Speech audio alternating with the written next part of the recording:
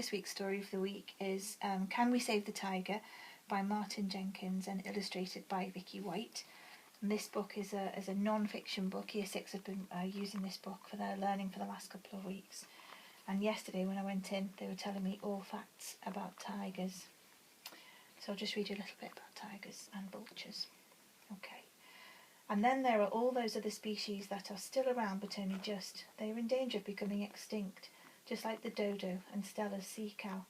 There are so many endangered species all over the world that it's hard to pick out some special ones, but I'm sure you'll all agree that tigers are pretty special.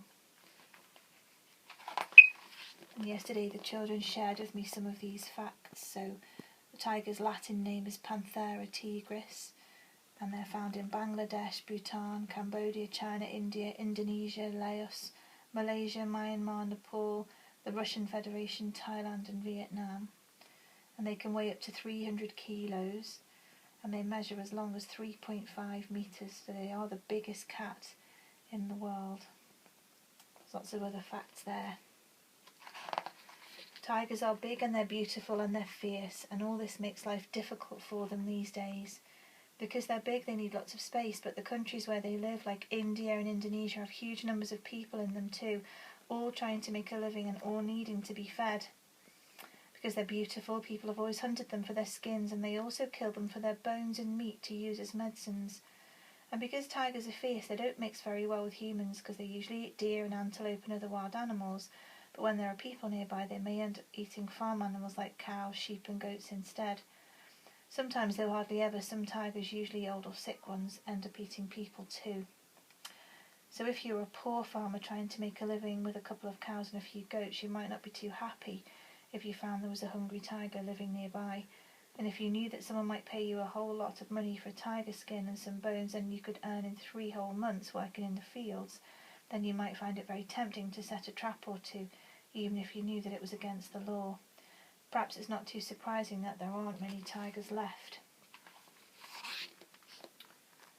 Many other animals are also running out of room, including these ones: Asian elephants, sloth bears and African hunting dogs. Not all endangered species need a lot of space.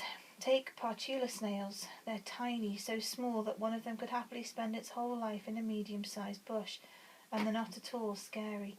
But like tigers, they're in big trouble, although nobody really meant to give them a hard time. Partula snails live on islands in the Pacific Ocean, miles from anywhere. There are lots of different kinds, and they've been here for millions of years. When the first people arrived on the islands hundreds of years ago, the Partula snails didn't seem to mind too much, and just got on with their lives, feeding on leaves in the forests. Then, about 100 years ago, people brought a different kind of snail to the islands. This was the giant African land snail. They brought it because it's good to eat. It makes especially delicious snail soup, and it's very easy to look after. The giant African land snails rather took to the islands, and soon there were loads of them, and many more than anyone wanted to eat, and it turned out that they had a pretty healthy appetite themselves. Soon they were chomping their way through people's crops as if there was no tomorrow, and something had to be done. Unfortunately, what people decided to do was to introduce a third kind of snail. This one was called Rosa euglandina, and its favourite food was other snails. The idea that the Rosa euglandina would feed on the giant African land snails and stop them eating everyone's crops. This worked a bit, but not that well. There are still plenty of the giant snails on the islands. The problem was that the Rosa euglandinas found the Partula snails, which weren't doing anyone any harm, the most delicious snack, and quickly started eating them all up instead. And now there are hardly any Partula snails at all. Some kinds have become extinct, and some now live only in zoos, and a few still hang on in places that the Rosa euglandina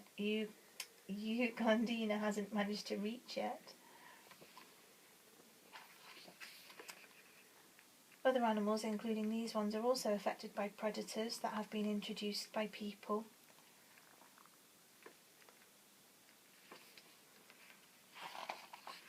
Ugly things can be endangered too.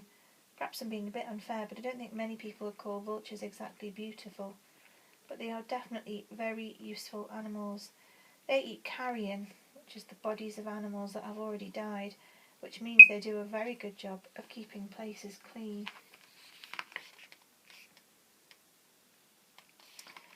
The The children were quite impressed to tell me that their wings can measure up to 2 metres across, and I know that today they're doing some information work about vultures, which I'm looking forward to reading. In India until recently there were millions of vultures, and they mostly fed on the bodies of cows that had died in the countryside. A while ago people began to notice there were a lot fewer vultures around than they remembered, but they weren't being hunted, and there were still places for them to nest and plenty of dead cows for them to eat. Then people noticed that the vultures that they did see, perched on trees or buildings, often looked all droopy and miserable, as if they were sick. Was there some disease like vulture measles or flu spreading across India? But it wasn't that. It took some detective work to find out what the problem was. Farmers were giving their cows a kind of medicine that was very poisonous to vultures. When the vultures fed on the body of a cow that had been given the medicine, they got sick and they died. Now that everyone knows what the problem is, perhaps something can be done about it. People can try to persuade the government to stop that particular medicine being sold, and can try to explain to farmers why it shouldn't be used. But it's never as simple as that. The companies that make the medicine will lose out on the money that they get from selling it, and may try to persuade the government not to do anything. Who cares about a few ugly vultures anyway? And even if it's not being made anymore, there will still be lots of it about in shops all over the country and in farmers' store cupboards. Getting everyone everywhere to stop using it is really difficult. And by the time that's happened, it may be too late for the wild vultures. It's a really lovely book.